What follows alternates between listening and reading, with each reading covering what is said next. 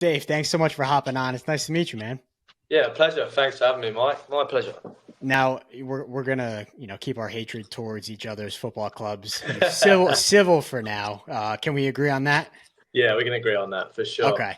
So we all know you from Below Deck Med season seven. But let's start at the beginning of your career. How did you get into cooking, and what inspired you to pursue a career in cooking? So I didn't have much going for me. I was a troublemaker, and my brothers were, let's just say, pretty nasty. Lovely people, but pretty nasty. I started washing dishes at 13 years of age, like 3 days a week, literally underwater, just grafting, trying to keep myself out of trouble. I had a few issues mentally as well, so I had a few problems with that going on. But they offered me an apprenticeship in the restaurant when I was 14. So they put me through college. I was working 5 days a week, split shifts, sometimes like 18 hours a day, just learning. And then one day a week I'd go to college.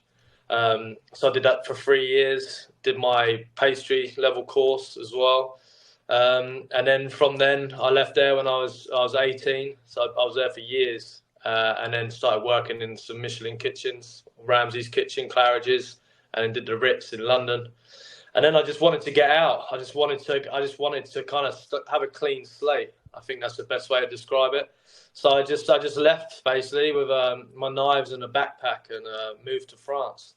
And I started working in hotels there, getting absolutely rinsed.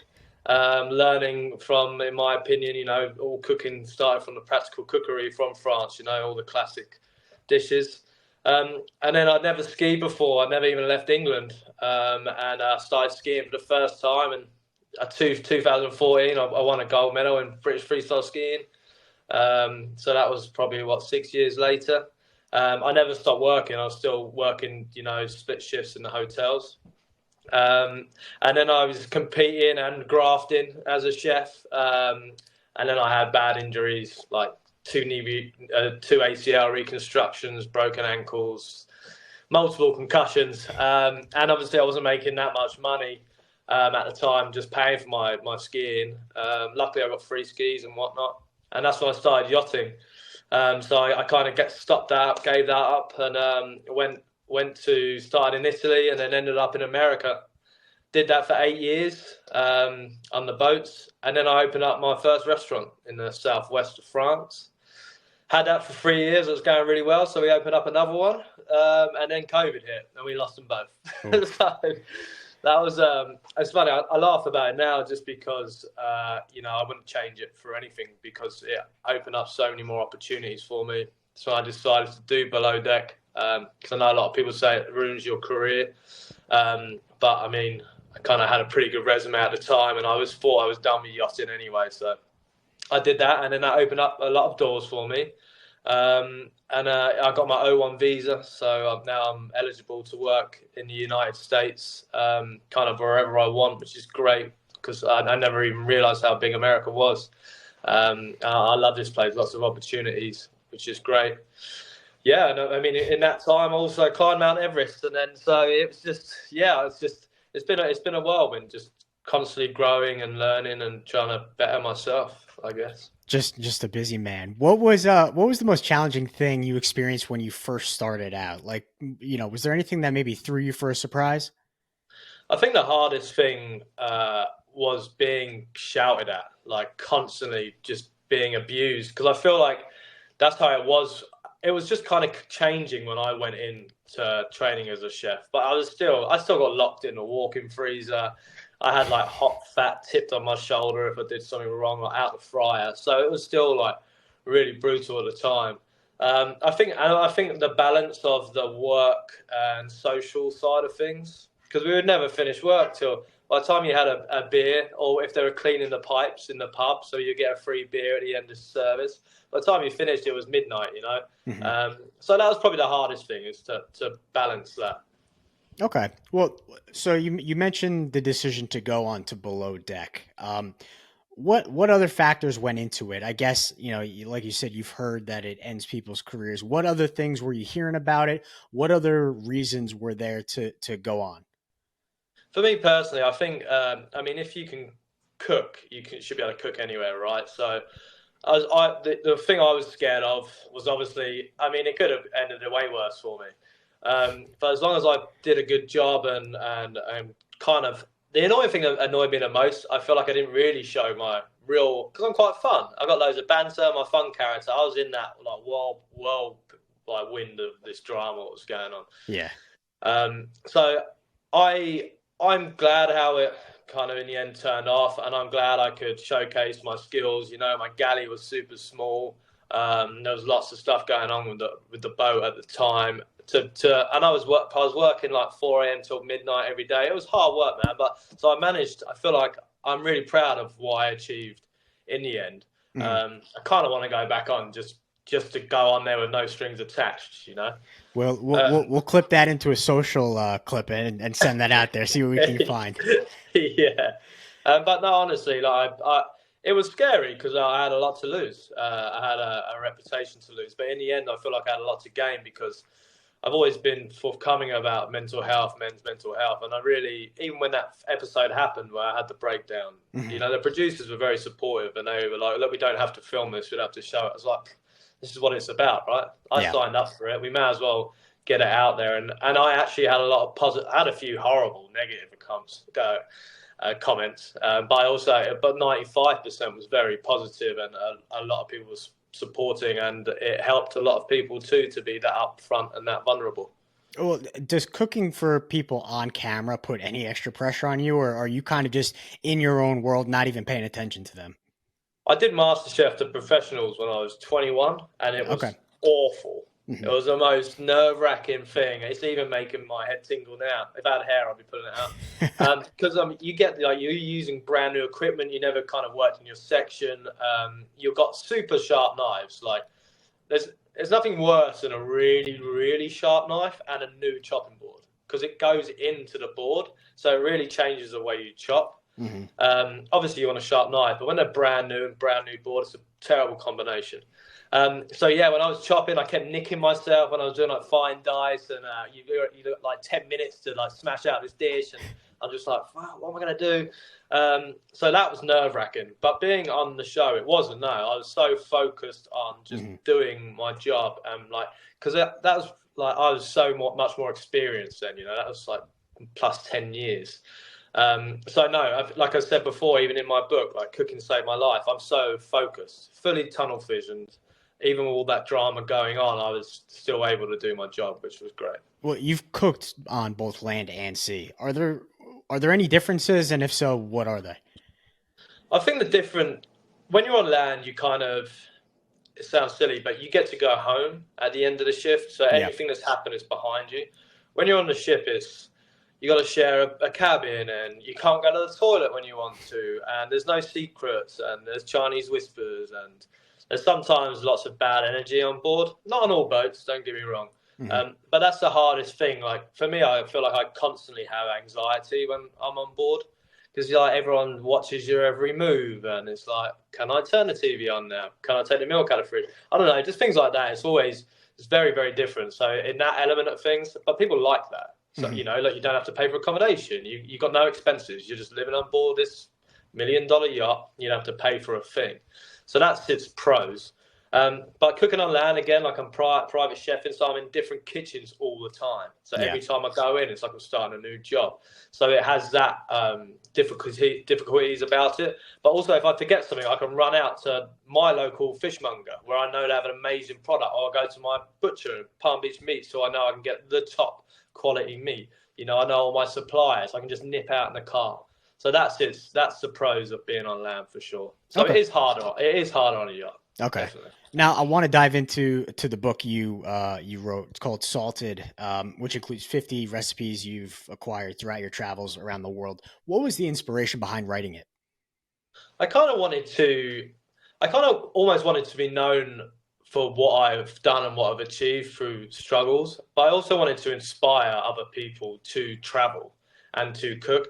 And you know, like, I'm hustling all the time. I haven't got loads of money, so I wanted all the photos I accumulated from my phone mainly, and then through a few friends who have took photos along the way, like the ones on Everest. You know, that was a buddy called Chris. Um, But I had all these photos, and I just wanted to put it into a book, and I wanted just another challenge. You know, my grammar's terrible. I just wanted to be able to do it, and I didn't want to get this. I didn't want to get this. What I call like a you know when you do a dish and then they make it all look pretty and it's like you got to pay someone to do that, right? I didn't want Yeah. to get someone to do that. I wanted it to be so realistic that when you're cooking this recipe, you can make it look just like this. That was kind of the game towards it. So I just wanted to put it all down on paper and my favorite recipes I've done traveling the world with a brief little biography of how it changed my life in that part of the world. And that's what it is. It's a journey through cooking. Cooking did save my life. It gave me a second chance. I've had some bad runs and I had some good times, and traveling and cooking did that for me. So if there's anyone out there who hasn't got a clue what they're going to do, it's an insight of you can do this because anyone can do it. And that's the main reason why. I never knew I was going to make. I knew I was never going to make loads of money, and I knew it took me 3 years to write this bloody thing. It was hard work. In between jobs, you know, it was grafting. It's a hustle, and I love that. So that's the inspiration behind it. It's to inspire others to give people an idea of what they can do next. Do you see yourself writing maybe another book in the future? Is there any ideas brewing? I would like to do a full biography, but that would be like in time to come. Yeah. But I would like to do a collab with someone or something and do like a very detailed cookbook. I Okay. would like to do that. I've got a few ideas. It's just, as you know, it's struggled to find the hours in the day to get it all done. I was doing a job at the time where I was actually working on a quarantine vessel. So I had to quarantine for 2 weeks every time I did a job out of the month. So that's how I was able to finish it off because I just had so much time. Well, how does that work? Are you so you're basically off for 2 weeks and you can't work? You couldn't work at all? So we'd fly into so the vessel, the owner of the boat would be live aboard, and then his guests that came in have to quarantine before they go on the boat. Hmm. I had to quarantine for 2 weeks before those guests come to me that I cook for 5 days, and then they go onto the yacht because they're super paranoid about COVID. Oh yeah, that's right. Okay. Well, that's a unique experience. It's unique, you know, and then we'll get flown around first class to go to these different places, and then I would just sit around for 2 weeks. A lot of times to get in your own head. Oh yeah, I'm sure. Well, we've gotten deep on some topics here. Now let's have a little fun. And this question came from something we were talking about before we were recording. Your dream dinner guest. Let's take a table of say 5, right? Who would be your dream dinner guest to cook for, either living or past, and what would you cook them? Oh, this is a good one. Right, my first one would be Anthony Bourdain. Hmm. I admire him so much. He's a New Really Jersey look guy up like to him. me. Yeah, there you go. You can be the sixth, Okay, Mike. You can be the sounds good. sixth. Sylvester Stallone. I feel like Sylvester Stallone and David Beckham's like my youngster hero growing up. Okay. I feel like him and Beckham kind of had a similar past. They both never gave up.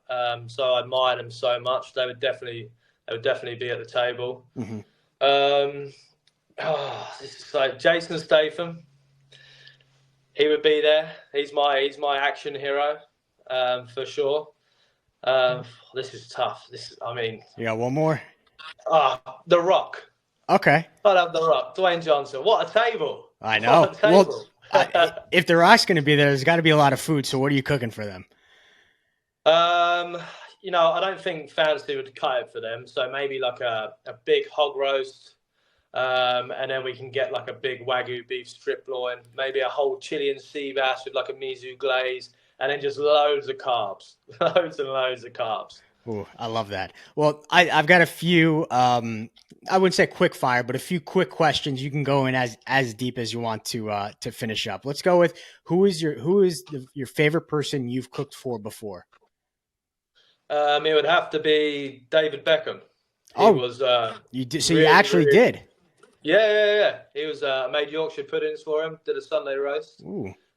He was such a nice bloke. I was so and Victoria. Mhm. They were very, very, very nice people. Super down to earth, humble.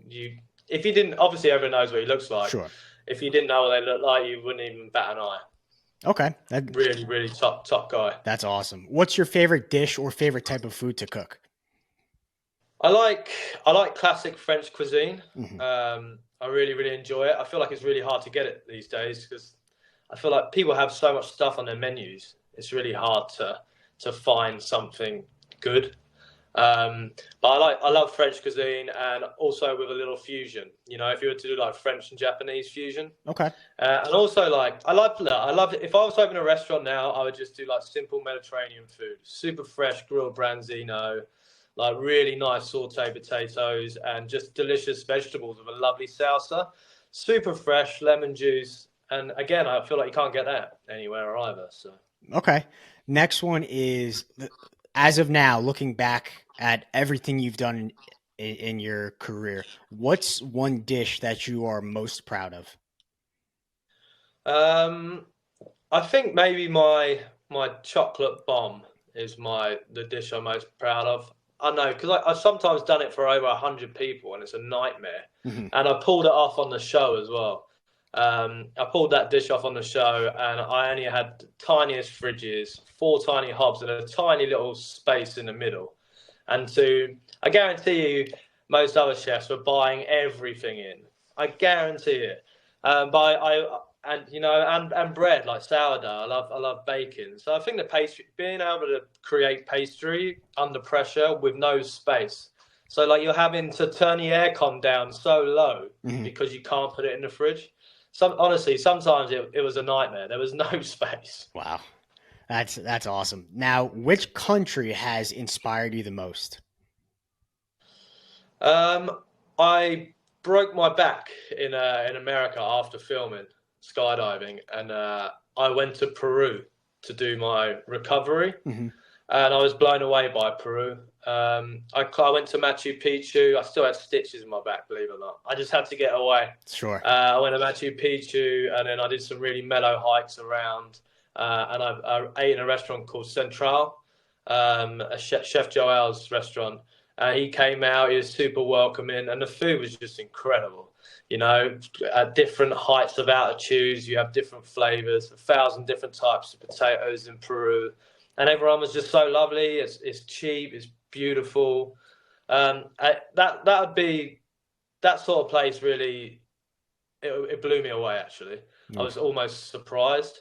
But then France. I mean, Sure. it also has to be France. You know, France gave me another opportunity into life, and the people that I met, because I was an angry, angry kid. I was super angry, and I met people from all over the world in the Alps, and they really changed me. I feel like they gave me a different chance and introduced me into someone I didn't even know, Mhm. which was awesome. And finally, best piece of cooking advice you've been given. Oh, it's probably as in, oh, I don't know. I guess stay cool. Like don't like never lose your cool. Just don't worry about the pressure. It's still. I did a gig the other night. I probably can't say who it's for. He owns Tesla, and I had to put the food out, and someone said to me, "We need it now." I was like, "Well, you can't have it now." And I just started laughing. It's like you just got to wait. You just got to wait. It's going to be 8 minutes, but we need it now. It's like well, you can't. So in an instant like that, people will maybe lose their cool. I'm just like, it's just there's nothing you can do about it. Yeah. So I guess it's my own advice myself is just believe in yourself, be professional, and just have faith in yourself and do everything to the best of your ability. Because when you make a mistake, 9 times out of 10 you won't do it again because you learn from it. So learn from your mistakes. Awesome. Well, thanks so much, Dave. It was awesome talking with you, and hope to speak to you again real soon. Yeah, I appreciate you, mate. Thanks, buddy.